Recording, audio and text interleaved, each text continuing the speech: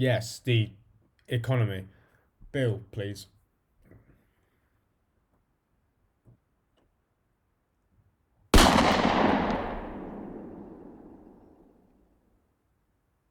The menu is like when a toddler plays with Mega Blocks. Regardless of the foundation, they just build up, and eventually it topples down.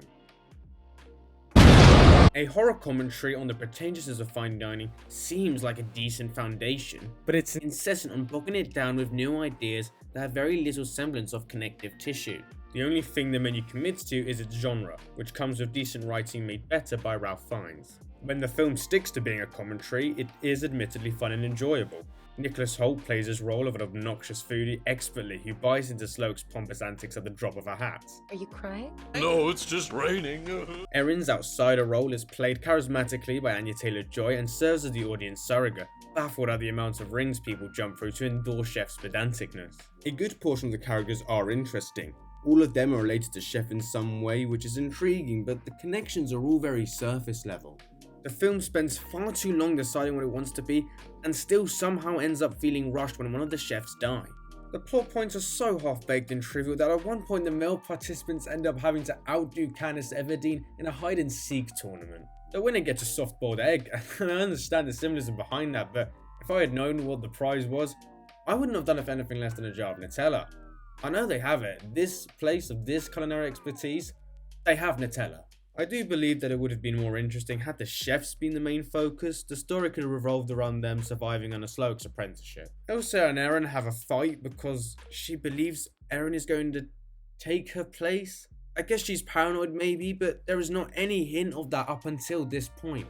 Another great example of how undeveloped the film is that Tyler knew how the evening was going to end.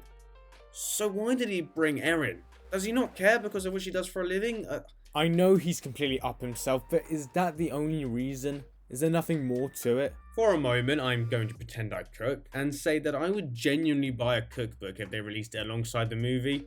It's just filled with memoirs from Slowick. Like, you got one that says, I made this creme brulee when I was 14 one evening. Old enough to be trusted with the precision of caramel. Young enough to get carried away with the blowtorch. So my father thought. My dad wrestled the blowtorch from my hand, and instead of caramelizing the top, he caramelized me, which is why I have this bald patch. Oh, and the strawberries represent me burning my dad's nuts. Enjoy. And don't you dare eat. I said don't eat! The film ends with a triumphant blaze of fire, and that s'mores are a culinary disaster. And I disagree. I disagree heavily. S'mores are pretty nice if you get them right.